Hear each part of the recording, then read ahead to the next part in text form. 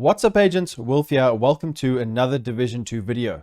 In today's video, I'm going to showcase a very powerful solo Dark Zone build. My best solo SMG build. This is the build I use if I want to go into the DZ, mitigate all the current metas, and dish out huge amounts of damage and survive against multiple agents. You can use this build in a group or solo, and you can change this up, switch it up to suit your playstyle. If you want more damage, more survivability, it's all available for you. So what I'm going to do is play the gameplay. Hopefully you guys do enjoy it, and then we'll get back shortly to go through the build in full detail.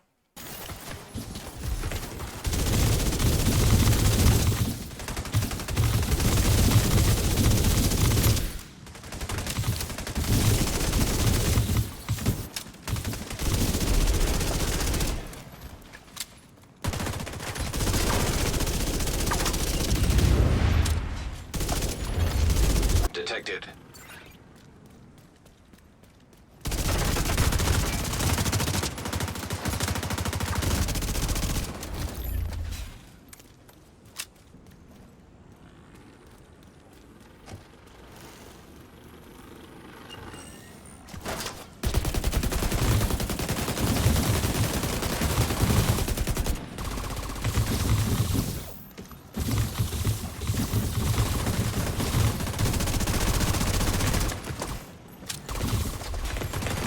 Detected.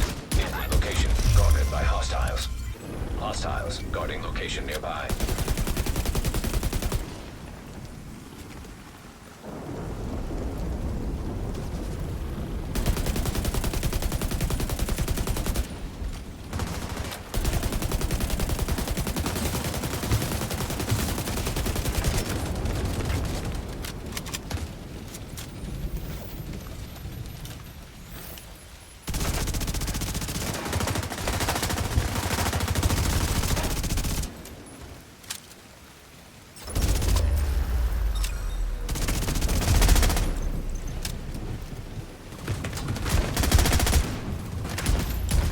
Zone drop has expired.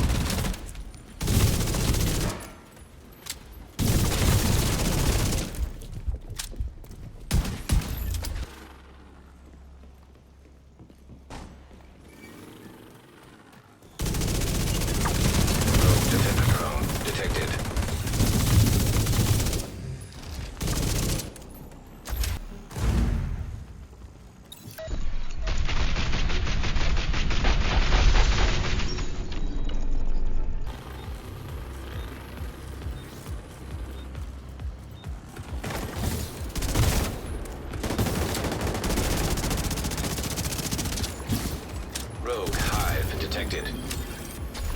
Kilo at the extraction zone. Helo is on site. Rogue fixer drone detected.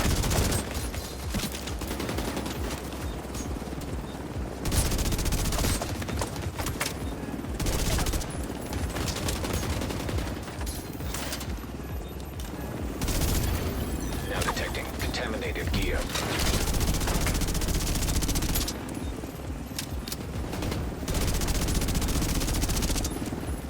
Chopper will leave in 30 seconds.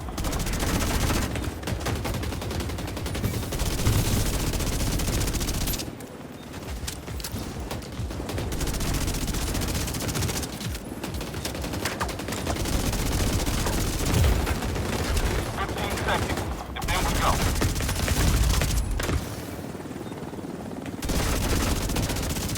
We're outbound in 15 seconds.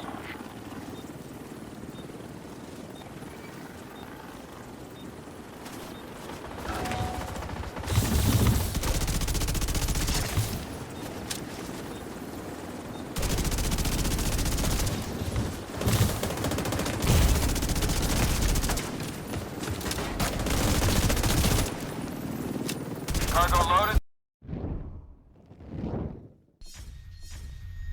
The specialization I've gone for is firewall. It's up to you. Use whichever one. Like I always say, adapt the build to suit your own playstyle. If you want to get an extra skill tier, use technician. Gunner, if you want to utilize armor and kill, it's really up to you guys. But firewall, because of the very strong armor kit. And if you do want to use a small shield, I don't recommend it because shields got nerfed. You get disorientated when it breaks and they are a lot weaker. But this shield is one of the best for damage. It gives you and your teammates damage. So definitely use this if you want to use a shield. SMG damage, because I'm using an SMG. You can use this build with an AR LMG. It's universal. We don't have a Fenris or Sokolov situational damage piece. So just make sure whatever gun you're using has the increased damage activated. Let's take a look at the build now in detail. So before we get into it, actually, I want to just quickly mention, if you think the gameplay wasn't that impressive, if you thought to yourself, you know, he can survive, but he's not doing that much damage. I tried this build with 1.1, 1.3, 1.5, 1.7, just under 2 million. I tried all of that. It didn't work. This is the perfect balance for me. I've got hazard protection, pulse resistance. It's just really, really nice to have 5 blues so I can survive against multiple agents. So if you want more damage, if you want to absolutely rinse through people, because trust me, guys, I'm doing lots of damage with 5 blues. Can you imagine if I put another 2 or 3 reds? You will melt people. So just keep that in mind. If you want more damage, just put more reds, but I wouldn't recommend re-rolling these attributes away from hazard protection because you get foamed, you're dead. If you get put on the bleed, the fire, because of certain damage glitches, you want to try and mitigate that. You can use a booster hive, but when you get foamed, you don't have time. This will allow you to only stay foamed for like half a second, which is more than enough, which is nothing. So you can get out of the foam pretty quick. So currently, we're sitting at a nice 60% Hasbro, or just under 58. A rule of thumb in PvP is try get between 50 to 65% hazard protection. That's enough for you to generally deal with what people have to throw at you, because skill damage, initial skill damage, is a problem. Status effect is more of an annoyance, but also fire and bleed does a lot of damage, and you want to take that away from you as quick as possible. So with this build, we have got 58 crit chance. Don't go less than 54. 110% crit damage plus 25% from the mask. That's a lot of crit, so don't be fooled. That's going to be 110, 20, 30, 135% critical hit damage. That's pretty good in my opinion. Armor damage and a nice amount of headshot damage, because sometimes I do go for headshots.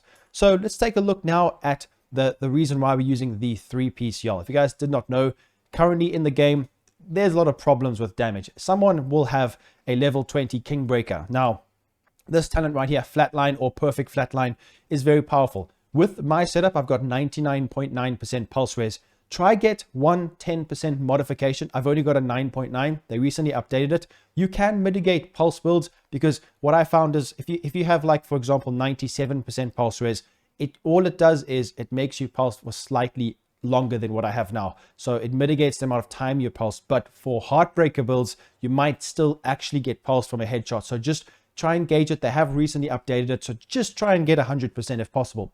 So this does a lot of amplified damage, multiplicative damage. So we want to try and make ourselves not pulsed. So it's very important to actually mitigate pulse and have pulse resistance. That's why the 3-piece shell is important for not only this talent, but the chest piece spotter builds, which is one of the best builds in the game. This is a perfect spotter. We also get normal spotter. So this is amplified damage. You need to mitigate this. Otherwise, you just get shredded instantly. Damage in this game, I feel like there's way too much damage because of the expertise system. That's why I've got so many blues. So you gauge how much survivability and how many blues you want. But I think the combination of the hazard protection, the pulse res, and the crit damage really makes this build one of, if not the best close range builds in the entire game. Now, for an AR, I would run it slightly different, but the great thing about this build is you might, if you've got the crit chance, you can use an AR and just do as well, because we don't have Fenris, Sokolov, so you can swap over and change to whatever gun you want. So Unbreakable for that survivability, it's up to you. You can use Intimidate. A way that you can actually stack Intimidate is use Technician and hold out some Riot Foam. It stacks. If you're holding out a skill, it stacks the Intimidate. Then when you get to somebody, swap it back or foam them if you want, and then you can beam them out. But it's not as good as what it used to be, but it's still very, very strong. You can also, what I'd recommend on console is use Companion. That's a very good backpack talent. Or in Conflict, if you guys want to use this build in Conflict, you can. I tested it in the DZ, but in Conflict, I normally use high damage builds. But you can, because you got a team, you will be able to utilize this with Companion. That's great. It gives you a lot of damage. Most players with Vigilance will lose their damage, then you'll beam them out. I think Adrenaline Rush is very good. Let's take a look. So I'll put the PvP stats on. As you can see, it's all blue now.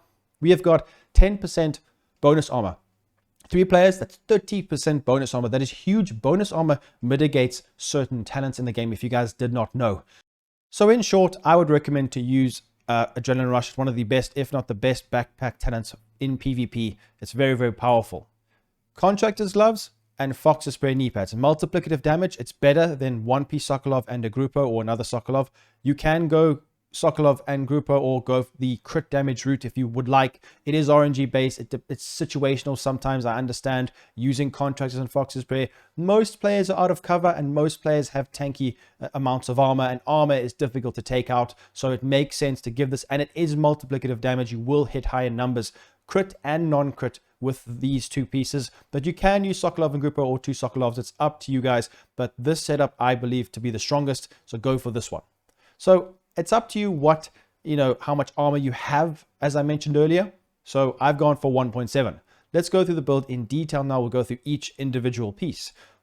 Lady Death, I'm not going to explain how this works. Amplified damage, you get a kill, you get 20% movement speed, you get some melee damage. It's very, very strong. It's a powerful weapon. It gives us a lot of burst damage. Make sure you guys optimize this gun, and even if you can, put some expertise. I wonder how hard you can hit with that. But there are many other guns. I would recommend using a SMG Banshee, one of the best SMGs in the game. Then put another talent on. It's up to you what talent you want to be using. Go for whatever. Just stay away from measured. Don't use measured. That's one thing I will say. That's for a different kind of setup. The secondary weapon is going to be really, really powerful. This gun actually hits really hard, guys. Even though, we're focusing on using an SMG, because we don't have, for example, Sokolov pieces, you'll still get huge amounts of damage. And from range, this is perfect. Why? The Coyote's Mask will give our SMG lots of crit damage. With an AR, we need the crit chance because we haven't spec'd into crit chance because an SMG rolls natively with crit chance. So right now, as it sits, we have 58% crit chance for the SMG and 42 crit chance for the AR. So what I've done is I've used the Coyote's Mask, and it just suits the AR as well. I'm just mentioning this so you guys are aware of this. So from a distance, which we want to be playing from a distance because we've got the Ranger talent, we can get up to 25% crit chance. That means we'll have max out crit chance, which means we can crit high numbers and also deal amplified damage from Ranger. So when you're at a distance from the player, use this weapon with Ranger. Yes, it is better than the FAL. It's better accuracy, which means you hit more bullets. So it really is up to you though, but I recommend to use this secondary. I do actually use it quite often. I know in the gameplay I might not have focused on it, but it does hit really hard. Then the Orbit Pistol to get that nice finisher proc for extra crit chance and crit damage. That could actually work out for close range AR if you need it. So the Coyote's Mask, you guys know how this works. Plus 25% crit damage. This is how we're going to be mainly using it. It also helps your teammates. So I've got a critical hit damage modification, 12%. Chest piece is Jarl. So the 3-piece, hazard protection, weapon damage, pulse, res, an extra 50%. We have now got 99.9. Why? Because we have put a modification on the backpack, 9.9% pulse res. Chest piece, we've got hazard protection. It's up to you how much Hasbro you put on this build. I highly recommend you guys put at least 45-50% Hasbro because we need it to mitigate the current state of PvP. So make sure you guys have a bit of Hasbro. Crit damage, crit chance. If you don't want to do it, you don't have to, but I've got Hasbro on a couple of pieces on the build. So 12% critical damage modification. Holster, we've got crit damage, crit chance, quite simple. Backpack, we have got hazard protection, crit chance with adrenaline rush and a pulse resistant mod, 9.9%. Unbreakable is really good, I think, in PvP. Let's have a look at the PvP statistics. So we have got 50% repair armor. It gives you another life against a player. A lot of times you win a fight because of it. I like Unbreakable. I think it's a great talent, especially with this build. Then the multiplicative damage, Contractor's Gloves, damage to armor, very nice, with hazard protection rolled on this one in the blue. So make sure you guys do utilize this. You can use it in a rifle or an LMG as a secondary. It kind of would make sense because you get that increased damage. It's up to you. I just prefer to use assault rifles. Knee pads, we have got hazard protection on here.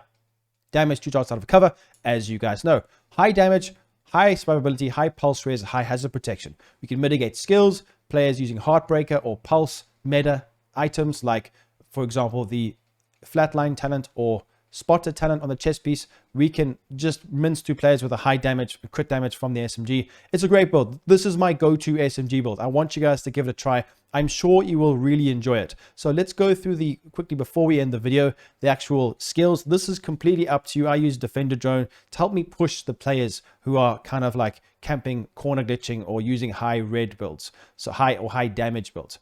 I've got health and I've got deflect duration. Armor repair doesn't work, so use whatever one you have here. It's up to you what mods you use. Decoy, health and duration, that's what you want. Decoy is really, really nice. So you can use whatever skills you want. EMP sticky could be good to stagger people, but it's up to you. Then statistics, as you guys saw before, we've got high crit damage plus 25%, headshot armor damage, very, very nice. And then you can pause the video if you want to see any other stats in detail. But the main thing, pulse res, try put a 10% pulse res modification. I've only got a 9.9 on my backpack, so try your best to get one for 10%. It just makes it and rounds it off. But like I said, it's only really for Heartbreaker. For the spotter and the flatline talents, you'll be all right. So have a look at the skills, and that's it, guys. Let me know what you think in the comments down below. Please make sure to leave a like. Let's try to get 500 likes on this video. I really appreciate the support, and I'll see you guys very soon in the next one. Peace out, agents.